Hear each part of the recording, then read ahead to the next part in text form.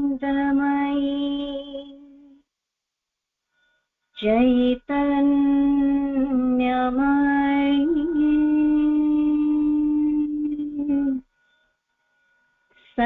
सत्यमयी Parme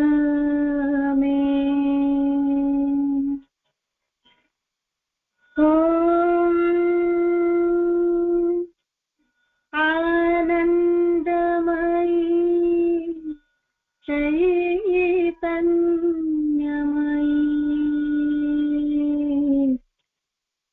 सत्यमयी Parme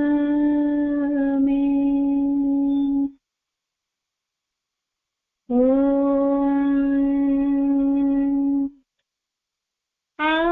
Anandamayi चैतन्यमयी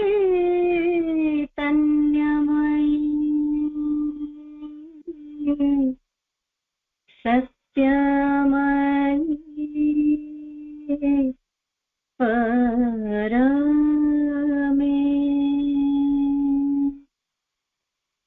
Om Anandamayi चैतन्यमयी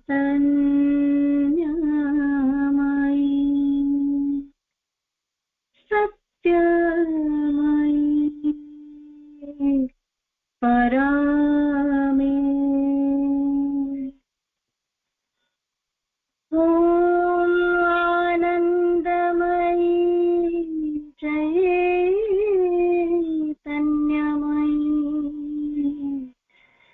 सत्यमयी Parme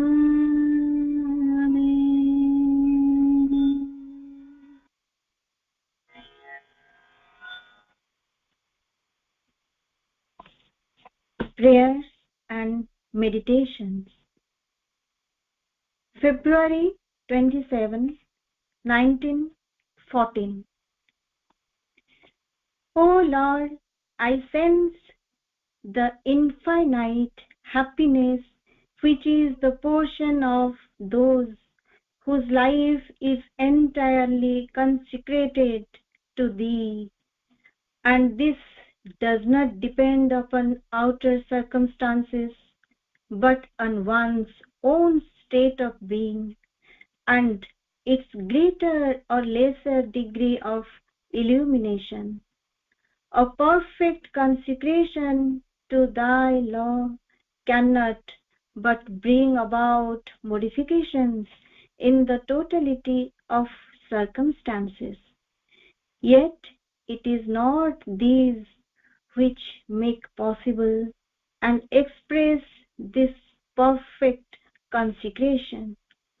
I mean that it is not under certain circumstances, always the same for all, that Thy law is manifested.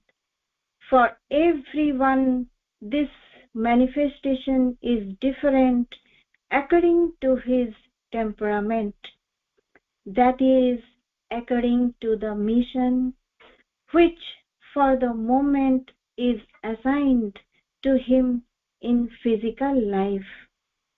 But what is unchangeable and universal is the happy peace, the luminous and immutable serenity of all those who are solely consecrated to Thee, who no longer have any darkness, ignorance, egoistic attachment, or bad will in them.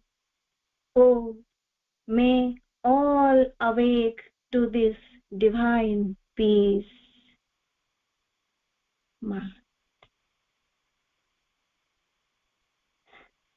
Vande Mataram. A hearty welcome to all of you to this Sunlit Path Study Circle. Today is the 28th day of this auspicious month of February, and in today's session, once again, we have with us our beloved NARADJEE from Matri Mandir, Auroville.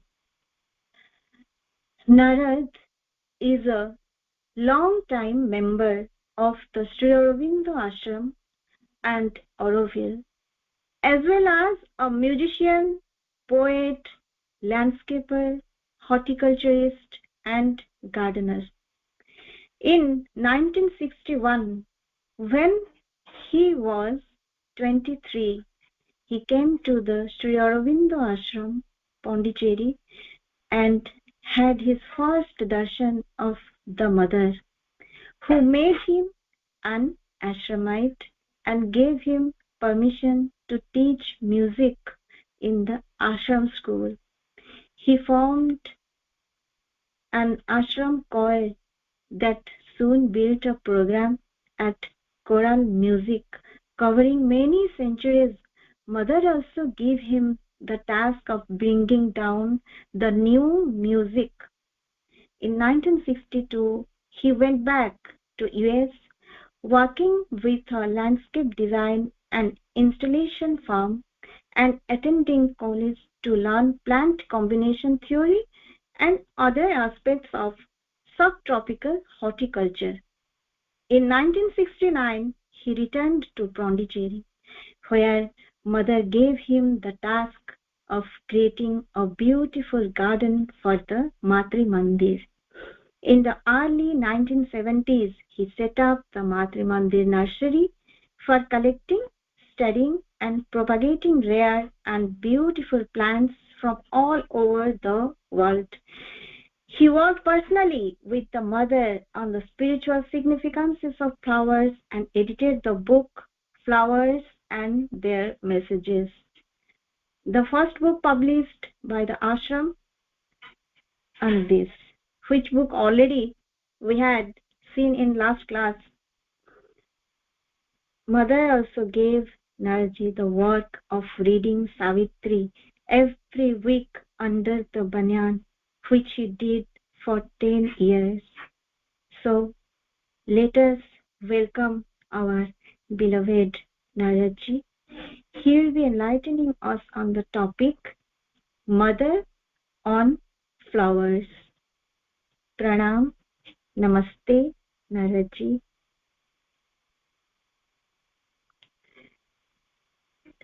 Excuse me, you are not audible. Now I've unmuted. Yes. Yes. Can you? Okay. Thank you. Well, that was a very long introduction to me. I probably don't deserve it. But let us begin with a very strange experience that I've had. When I was 2 or 3 years old, my parents were poor, and they lived in a big building where my father had to walk up 5 flights of stairs to the small room where I was born, or where he lived at that time. But he saved very, very carefully and bought a small car, and he would take me out to a place that I remember so well, even from the age of 2. And there were the softest grasses there, and a small little laughing stream of water. And I remember how beautiful I felt about the earth. For me, the earth was everything. And I had no desire to leave this earth for mukti. I just wanted it to be more beautiful. And that began my work with the flowers. I was only interested in flowers, and my father would often chastise me a bit and say, "Why don't you do vegetables?" And I said, "No, that's your work. My work is flowers." So when I first met Mother, of course, she talked to me mostly about music. But in 1968,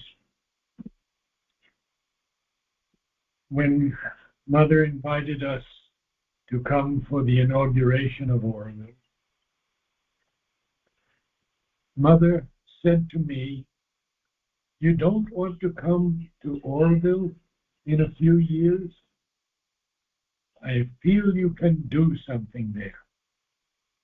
Well, I had worked throughout my teens with my father, planting beautiful landscapes and doing the work of maintenance also, cutting the grass, raking the leaves, just as we see all over the world. But for me, flowers were everything. So when Mother told me that in a few years she wanted me to come to Oroville, then there was a long correspondence with her secretary, Udar. And I first wrote to Udar and I said, "What should I do? Should I work outside with a landscape company, or should I go to college?"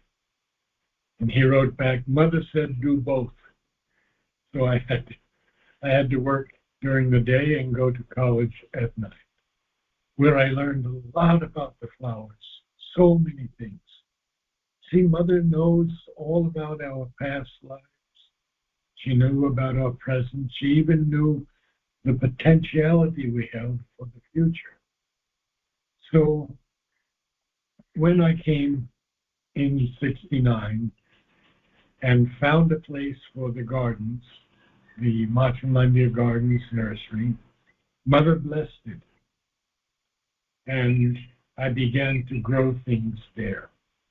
And I was able somehow to grow so many flowers that I would send them to Mother. Now, this was from 1971 to mid-1972. And so you can imagine that Mother was just going to leave the body 1 year later. But she named so many plants, so many flowers. And I would stand by the Samadhi and listen to Mother's voice, how she would exclaim how beautiful these flowers were. There was a little blue flower called lobelia,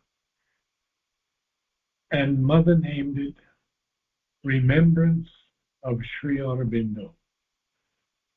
Oh, it just went into my heart.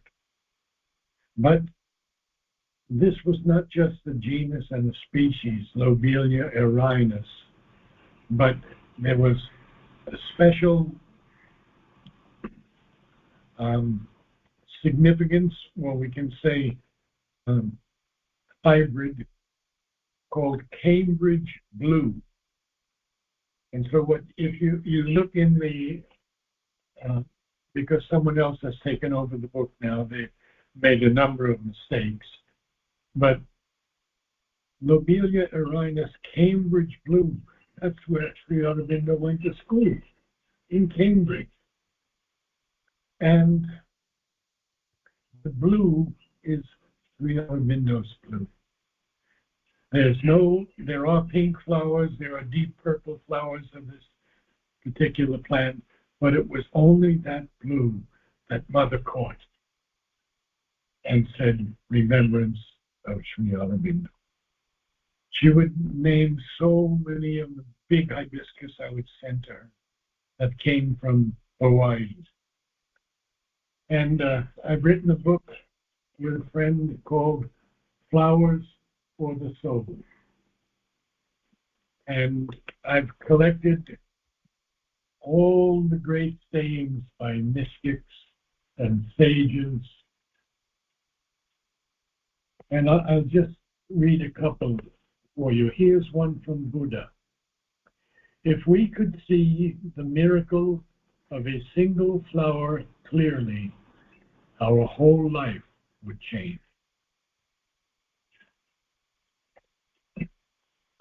And another one from Mother.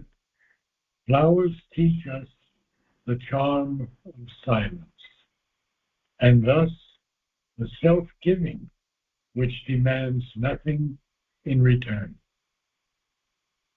And so I would go for years and years collecting these beautiful quotes. Here's one from Elizabeth Humphreys. What is the flower but the crystallization of a thought of God? And here is an abbot, Shibayama. Silently a flower blooms. In silence it falls away.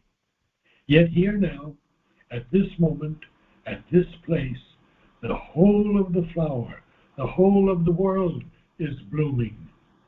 This is the talk of the flower, the truth of its blossom. The glory of eternal life is full shining here. I could probably spend the whole hour just reading these things to you, but I want to get back to our book, because here Mother tells us that the flowers are actually the prayers of the vegetable world. And this fellow I often worship said to Mother, Mother, there's no word vegetable.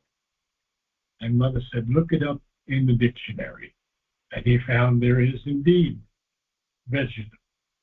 So the plants offer their beauty to the Supreme. Now, this is so important to me because we have to offer ourselves to the Supreme as well.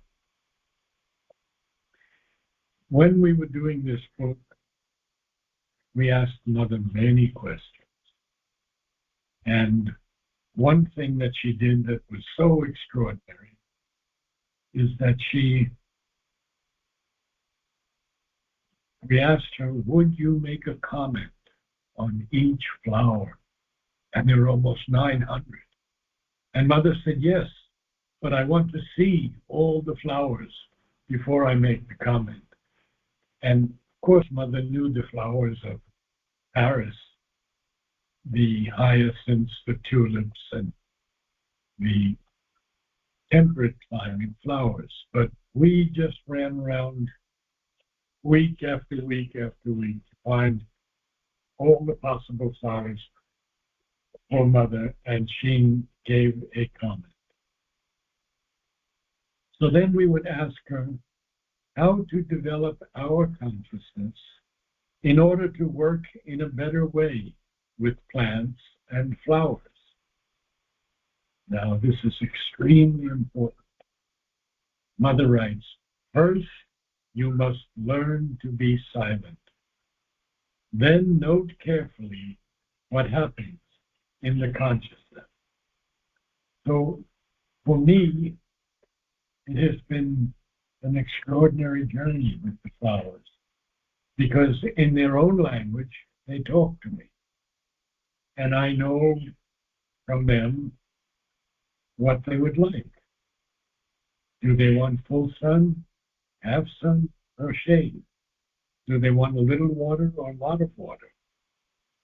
Do they want protection from the wind, from the animals,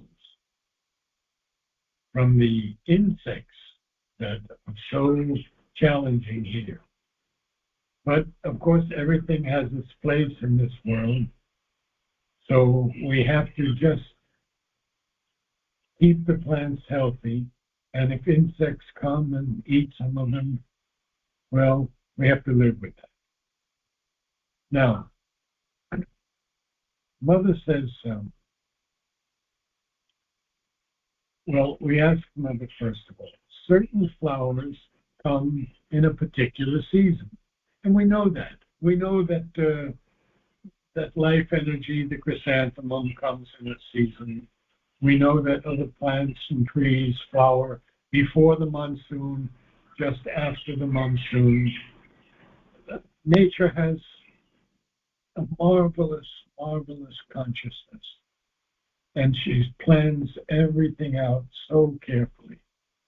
So he said, Mother, certain flowers come in a particular season. Does this mean that during that season a greater force is at work? Interesting question.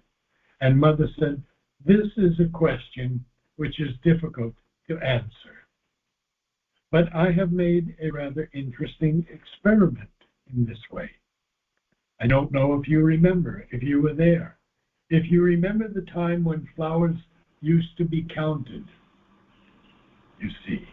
Now, I remember that Mother would ask for transformation flowers, and she would count every flower. Now, I don't remember reading anything. Perhaps Nolini wrote something, but my understanding was that this was during the war, and she was saving the lives of soldiers. So I will continue. It was a kind of agreement between me and nature. For example, it was understood I had made an agreement with nature. Take, for instance, the transformation flowers. Note that if one is quite attentive, one will see that in different seasons, one flower is replaced by another with a similar or close significance. And you can go all around the year this way. It's marvelous, huh? If you know how to make use of things. There are permanent things which are always there.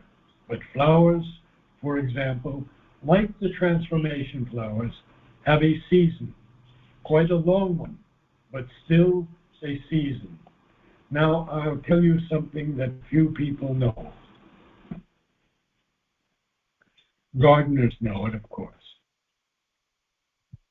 Because of the supramental descent, transformation can be seen to flower every month of the year.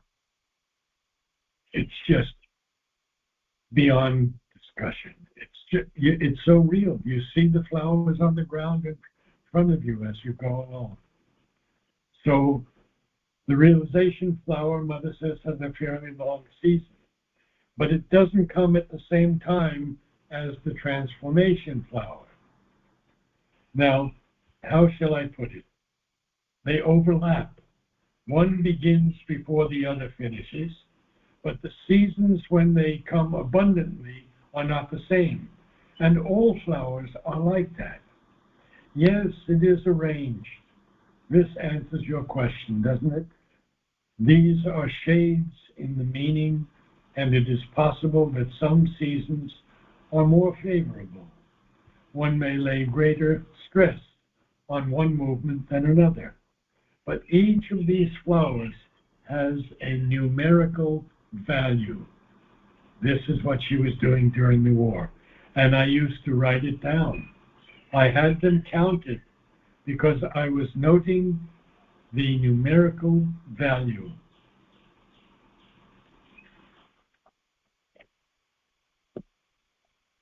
She had many pages and pages here, and she was totaling up the numerical values.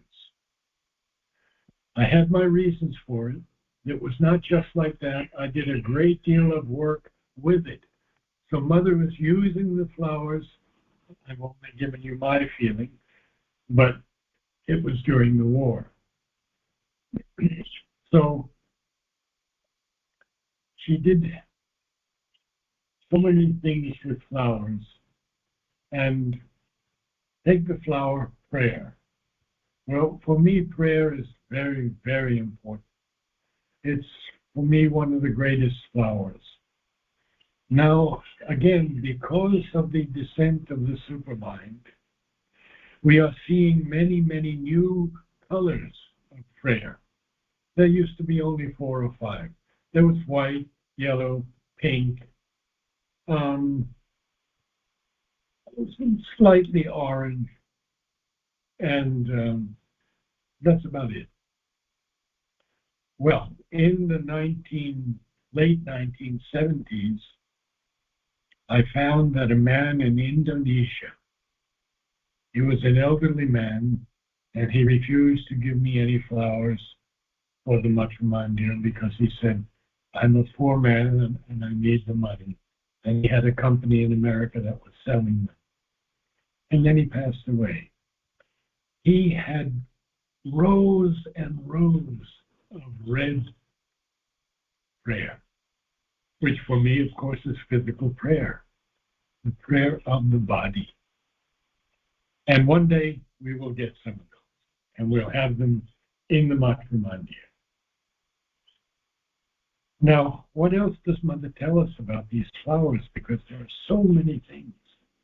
She says flowers are very receptive, and they are happy when they are loved. And I think it's this love of flowers that distinguishes those who care for them, those who are willing to work in the soil, in the sun, in the heat, during the rainy season, and care for them with love and with all their inner being. We asked Mother, why do plants fall ill? Why do they get sick? And what can we do to help them? And Mother says, when man does not meddle, the illness of plants seems to be accidental. But man's action has upset the life of plants, even as that of animals, of course.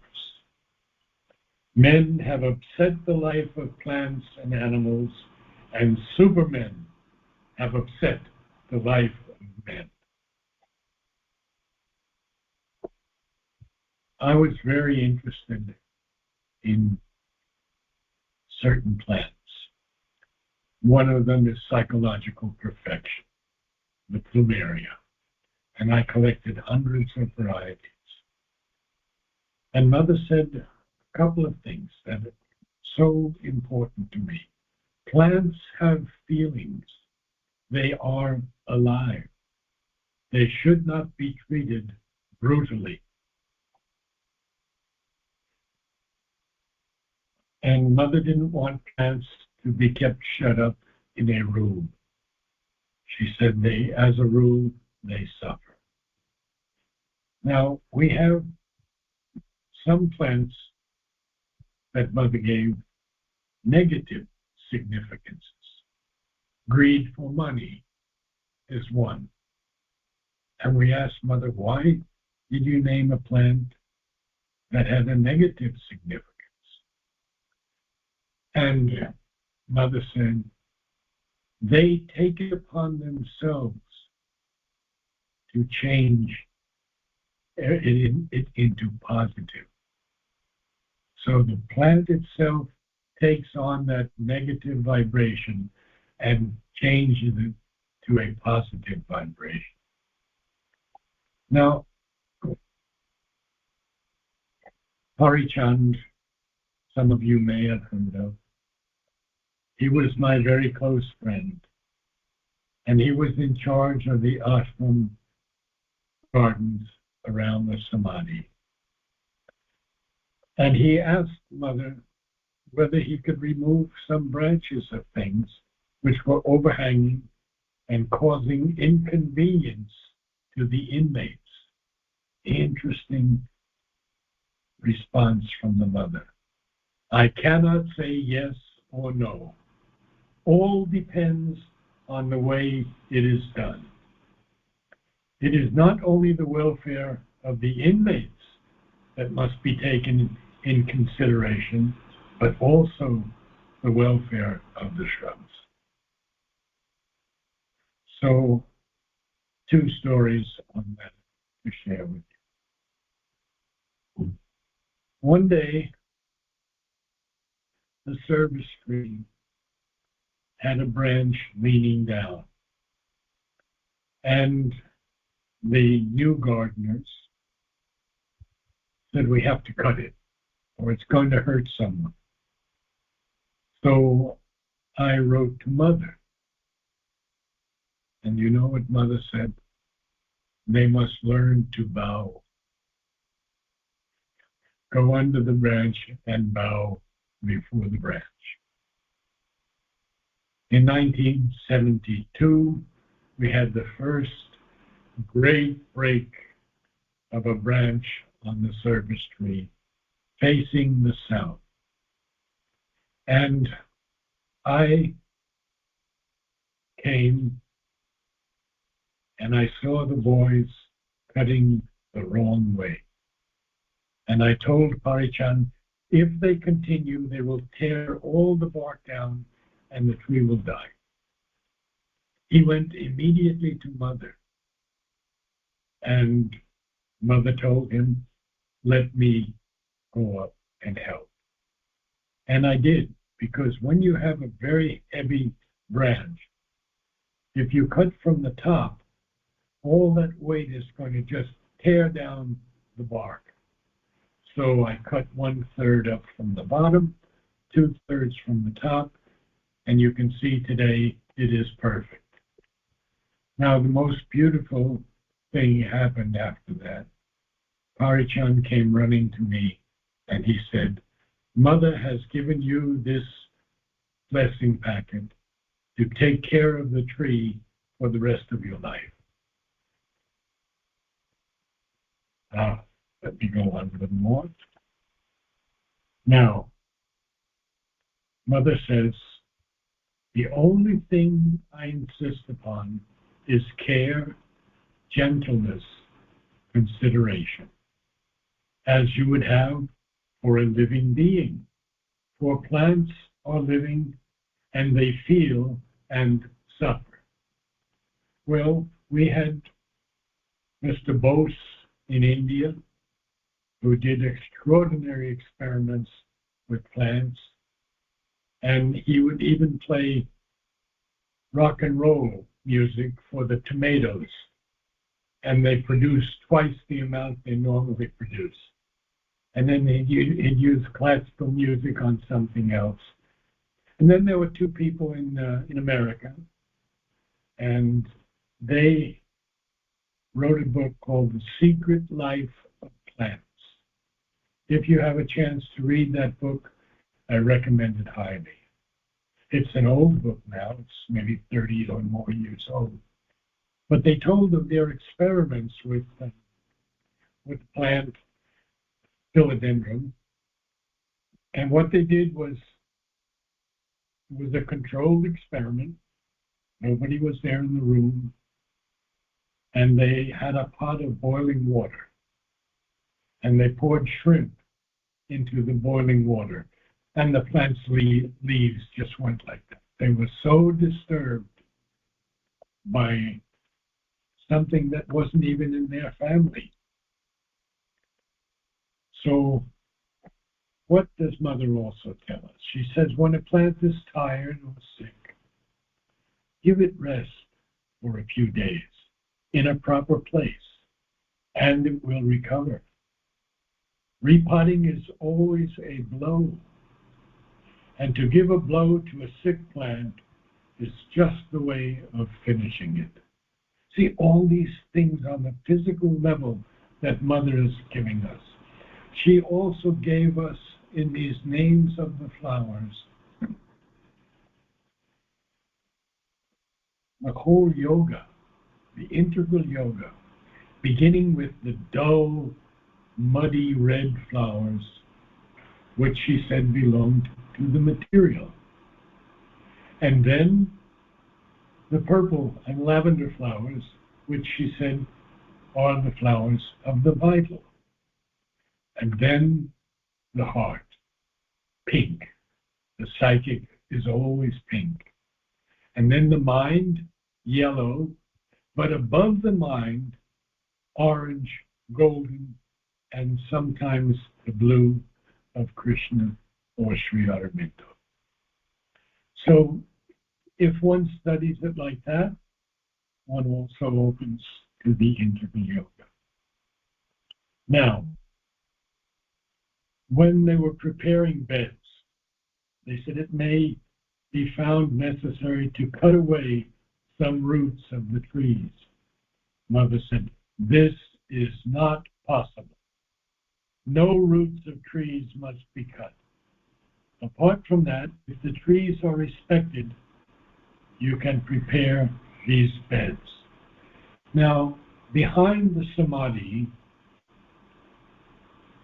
the roots had started to come out, and they could no longer put the sheets there for people for meditation. So I said, I will work with them. And I had a few of the ashram boys helping me. So what we did was dig deep, deep pits, and we could lower the roots gently and then cover them with soil, and then people could sit and meditate again. Now,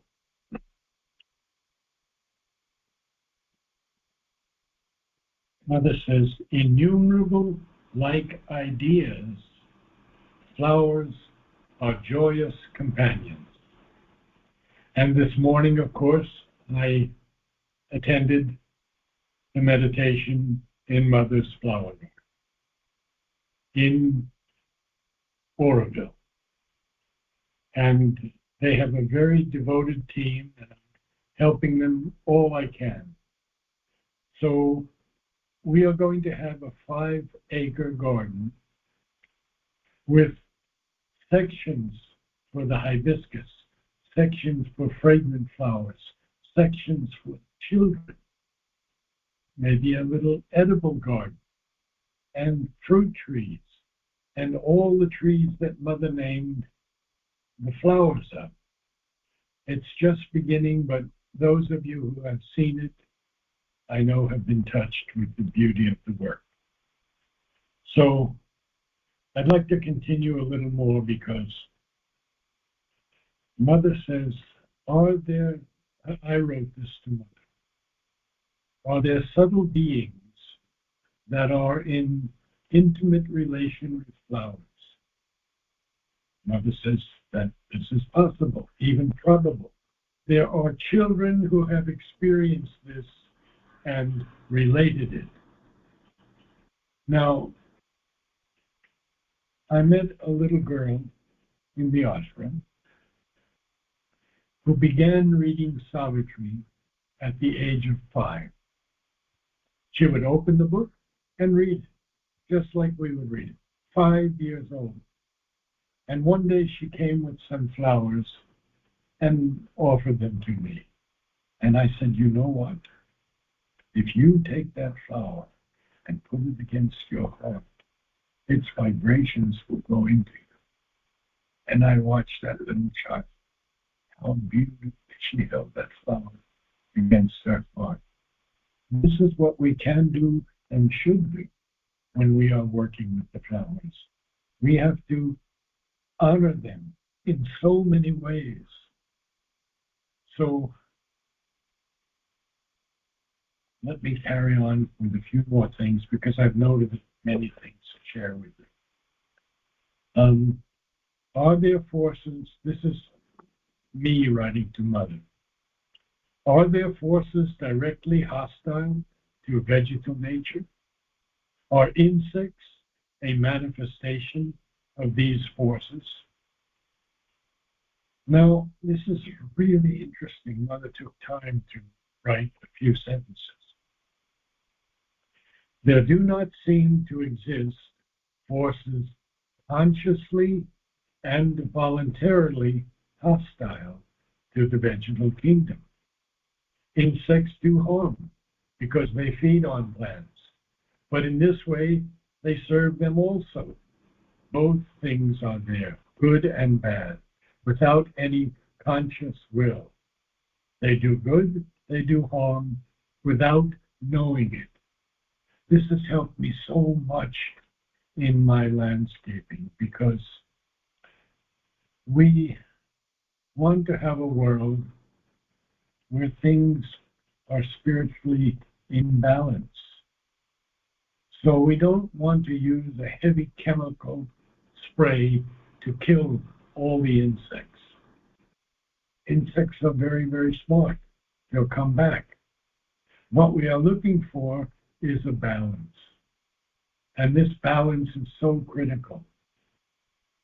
So we use neem oil, we use soap, and other things which are not harmful to the plants, but there is some control over the insects. Mealybug is one of them, for example, which I'm now working on a hibiscus. It's so beautiful and it blooms so often, and mealybug is attracted to it so much. So Mother says,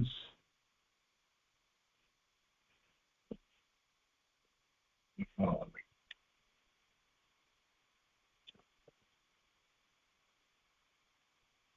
How can flowers help us in our life and in our yoga? And Mother replies, flowers teach us the charm of silence, and also the self-giving that demands nothing in exchange. And then she further says, love of flowers is a valuable help for finding and uniting with the psychic. Now, a student asks Mother, writes to Mother, you have written, love of flowers is a valuable help for finding and uniting with the psychic. Could you explain this more in detail? Mother writes, since flowers are the manifestation of the psychic in the vegetal kingdom, isn't that extraordinary? Love of flowers would mean that one is drawn by the psychic vibration, and consequently by the psychic in one's own self. When you are receptive to the psychic vibration, that puts you in a more intimate contact with the psychic in your own self. Perhaps the beauty of flowers, too, is a means used by nature to awaken in human beings the attraction for the psychic.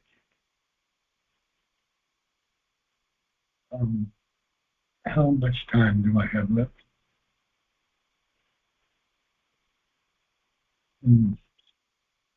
How much time do I have left? Another 30 minutes you have, sir. About? Up to 150 you can continue, sir. Okay. Oh, it's almost 1:15. So I'll just conclude 150. With Yes. 150? Oh. Yes. Okay. A lot to go. Yes, sir. We asked this question to Mother. What is the best way of opening ourselves to the deep influence of flowers? Very simply, Mother says, it is to love them. If you can enter into psychic contact with them, then that would be perfect. Now, there's another question. Do strong scented flowers represent a more ardent prayer than the unscented ones? And Mother says, their nature gives itself more generously and more integrally. Now, this is interesting because in another place, I don't exactly remember where it was, but I read where Mother said it was mainly the fragrances of flowers that encouraged me to begin naming them. So we have the tuberose, we have the jasmine, we have so many fragrances that many of us don't even know about. There's one called the ylang ylang, and it is so beautiful. And there are others called this, what is it, Ratkirani? Ratkirani is one. So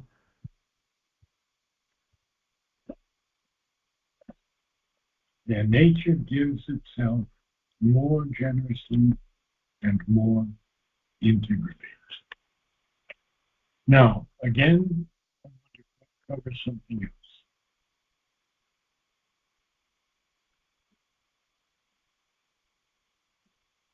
Mother talks about plumeria, psychological perfection. And she says to this child, this is a French class, not in English. So anyway, she gives in English. Faith, sincerity, aspiration, devotion, surrender. Now, I have to go to another section here because flowers are mediums of transmission. And this is very, very important because we can do this now also. So when we went up to Mother, and I met her, of course, many, many times, she writes, when I give flowers, it is as an answer to the aspiration coming from the very depths of your being. It is a need or an aspiration. It depends on the person. It may fill a void or else give you the impetus to progress, or it may help you find the inner harmony in order to establish peace. Now, I remember that Mother used to give red roses for the men and pink roses for the women. And it's quite clear. So, Mother says, be like a flower. One must try to become like a flower, open, frank, equal, generous, and kind. A flower is open to all that surrounds it, nature, light, the rays of the sun, the wind, etc. It exerts a spontaneous influence on all that is around it. And this is why it is so important that we have gardens all over the world, because that spontaneous influence is on us too when we walk through a garden. It radiates a joy and a beauty, Mother says. It is frank. It hides nothing of its beauty and lets it flow frankly out of itself. What is within, what is in its depths, it lets it come out so that everyone can see it. Isn't that something? If we really can go close to flowers, touch them, love them, they will emit this beauty and they will let it flow out into us. And it comes out to everyone equally. Then Mother says it is equal. The flower is equal. It has no preference. Everyone can enjoy its beauty and its perfume without rivalry. It is equal and the same for everybody. There is no difference or anything whatsoever. These, then, generous, without reserve or restriction. How it gives the mystic beauty. And the very own perfume of nature. It sacrifices itself entirely for our pleasure. Even its life it sacrifices to express this beauty and the secret of the things gathered within itself. Mother says, and then it's kind. It has such tenderness. It is so sweet, so close to us, so loving. Its presence fills us with joy. It is always cheerful and happy. Now, yes, two very important sentences. Happy is he who can exchange his qualities with the real qualities of the flowers. Try to cultivate in yourself their refined qualities. Now, she concludes, I give you flowers so that you may develop the divine qualities they symbolize, and they can directly transmit into the psychic all that they contain, pure, unalloyed. Just imagine that. And they can directly transmit into the psychic all that they contain, pure, unalloyed. They possess a very subtle and a very deep power and influence. Do you understand? Now it seems to me that you wish to become like a flower or cultivate these qualities. And you know, each flower symbolizes an aspect, an emanation, an aspiration, and a progress in the evolution of the earth. Each flower. Now, Mother talks about them on the plane of matter. On the plane of matter, they are most open to my influence.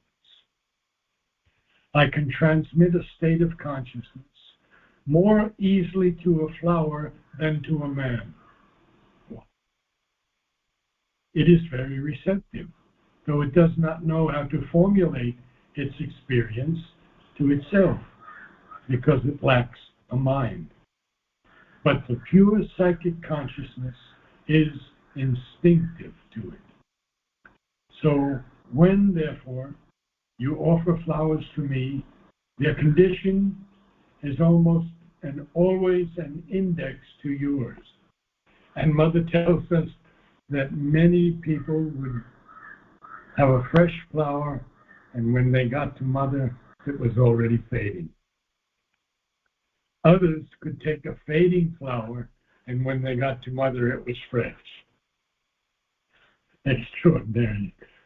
Oh, God. Okay, now next.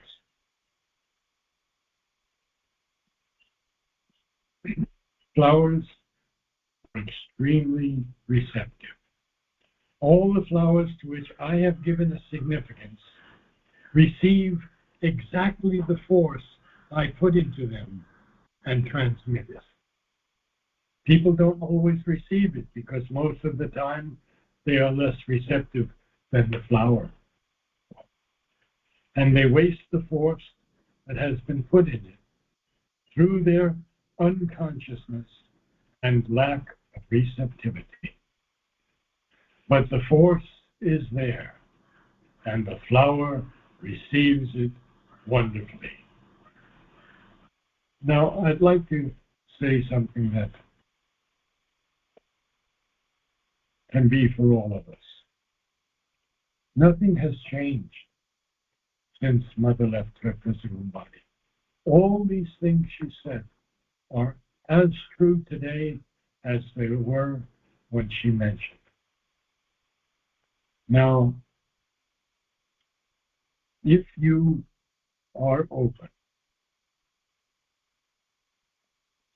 you can receive these significances. Perhaps you are drawn more to fragrant flowers. Some are drawn more to the color of the flower. Others are drawn more to the shape of the flowers. And others can even be aware of the different significances of flowers in each group. So I'm going to read to you about the dahlia, and I'm sure you know something about dahlia. They are so beautiful, but there's something here that we shouldn't miss. We begin with several colors of small single flowers. They have flat petals and a hard center.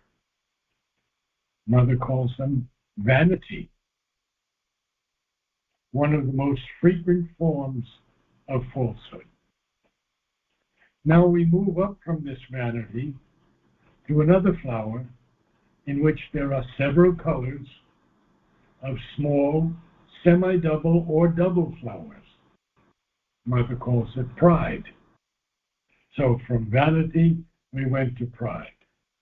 Now we go to another one, which has many colors also, a fairly large double flowers, dignity. Vanity, pride, dignity. And Mother has named 4 more flowers of dignity by the color. And we have one that's an orange yellow. And Mother calls it supramentalized mental dignity. And we're not finished yet. Now we go to the very, very large flowers. Sometimes they're variegated with 2 colors. They are aristocracy. And the last one, well, the next one is a large magenta or royal red flower, and that is nobility. And the last one, I'm going to surprise you with.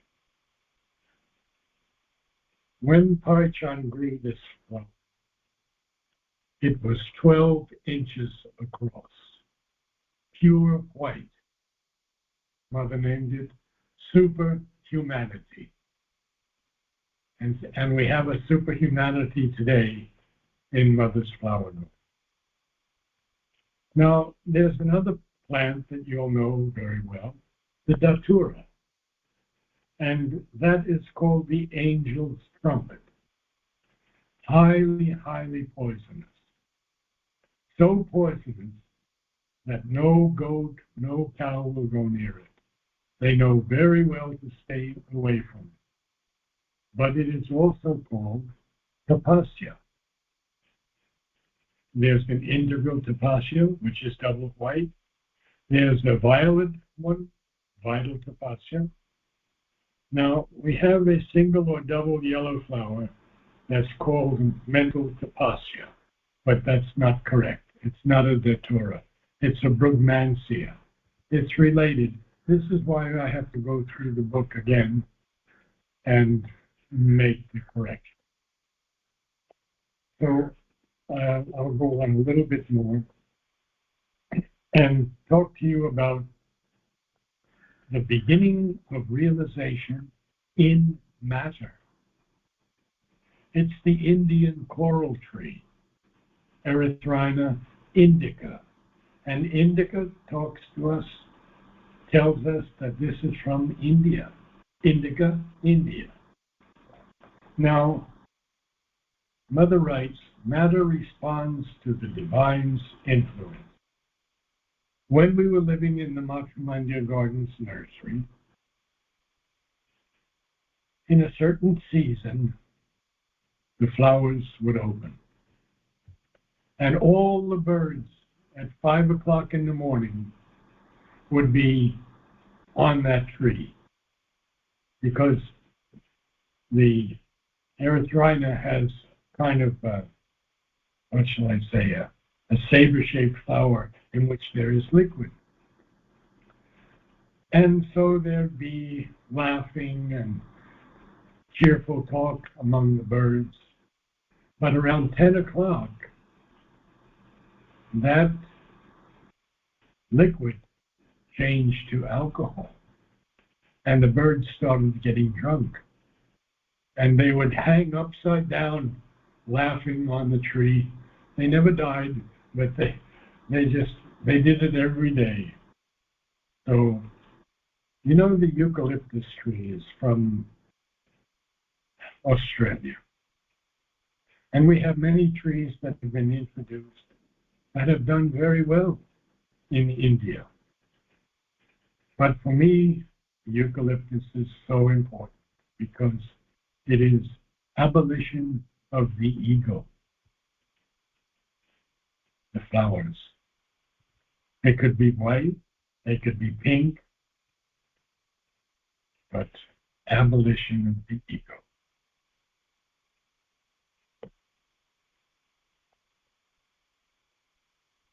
There's a flower that just bloomed in Matarudhyana, the mother's garden at the Lake Estate.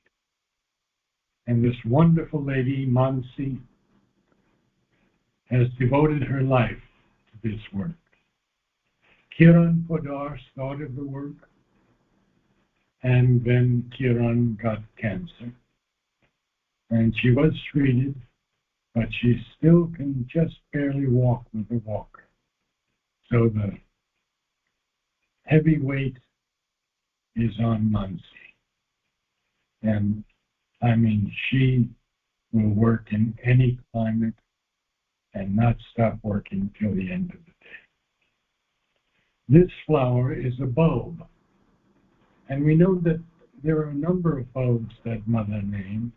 Alchemy is one of them. But this one is light without obscurity. Can you imagine that? All powerful in its simplicity, Mother says. Now, I'll conclude by talking about the orchids, because the orchids are so important. You know, the orchids are not parasites. They are epiphytes. They take nothing from their host. They hold on to a tree, onto a coconut shell, onto a clay pot. So they are simply epiphytes. And Mother has named them, the whole group, attachment to the divine. Because you see, the attachment to the divine are the roots that come down and hold the plant stably.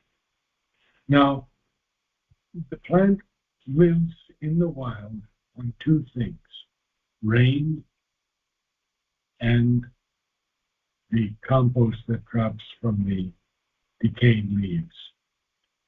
And if you grow an orchid and love it, it may give you one flower that will last a month, or a group of flowers that will last months. I highly recommend that you start trying to grow at least one flower in your home, for which you have an intimate inner relationship. And that will be so much of a great help to bring your psychic fully out. I will conclude for today because I'm not too well. So, namaste, Joy. Namaste to you, Susmita, and to all who are here. May this 28th and tomorrow, the golden day, which occurs only every 4 years, be a sign of the blessing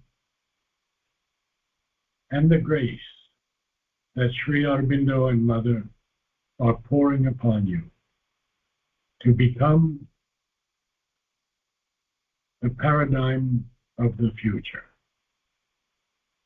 Beings of a higher consciousness than man, given totally to the divine for the divine work, and the establishment of a life divine on earth. Namaste. Namaste, NARADJEE. Really, it was an amazing. We are very much grateful to you. Thank you, NARADJEE. As you have told about the significance of flowers, importance of flowers, and what Mother has told, something I have noted down. Just what Mother has told, the flowers are the prayers of the vegetable world. The plants offer their beauty to the Supreme. While Mother often mentioned nature as an important portal into understanding the spiritual realm, she especially saw flowers as representing nature's aspiration for the divine. We have much to learn from life. Flowers know much better than we do. It's spontaneous, it's not thought, not willed. They are divine vibrations expressing themselves spontaneously. Mother's Agenda, January 14, 1967. On the color of each flower, she noted, the scientists say that it is the composition of its atoms, but I say that it is the nature of its aspiration. Yes. During the Mother's life, it became common for disciples to bring her a flower for each meeting, and she herself would offer Sri Aurobindo a garland of jasmine every evening. After receiving a flower, she would often give one back that carried a message for whoever visited her. Even today, when we go to the ashram to visit the Mother's room on her birthday, we receive a small envelope with prasad, with praised flowers as a gift from the Mother. And as you told, flowers are the medium of transformation. Flowers are extremely receptive. Plants are alive. Be like a flower, open, frank, and so many. Once again, we extend our deepest gratitude, NARADJEE. You have given your precious time and effort in speaking here. Your words were inspiring and your presence was invaluable. At last we offer this session at the lotus feet of the Mother and Lord Sri Aurobindo. At the end of the session, I would like to thank all the Mother's children gathered here, and we'll be meeting tomorrow on 29th February, the Golden Day, also known as the Supramental Day, with the topic Mother's Other Aspects to be Manifested by Professor Bhavesh Chandra Sahu. Victory to the Divine Mother.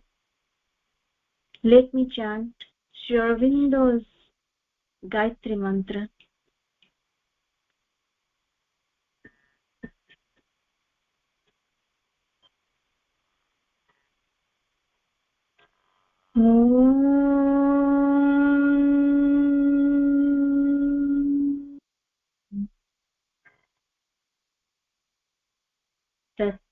तत्सवितुर्वरं रूपम् ज्योतिः परस्य धीमहि यन्नः सत्येन दीपयेत् सत्येन दीपयेत् ॐ तत्सवितुर्वरं रूपम् ज्योतिः परस्य धीमहि यन्नः सत्येन दीपयेत् सत्येन दीपयेत् ॐ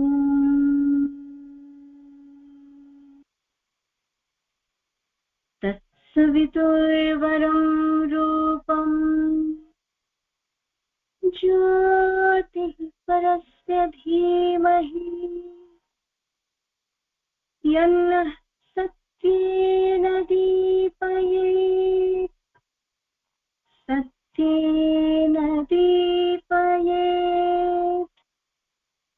ॐ तत्सवितुर्वरं रूपम् ज्योतिः परस्य धीमहि यन्नः सत्येन दीपयेत्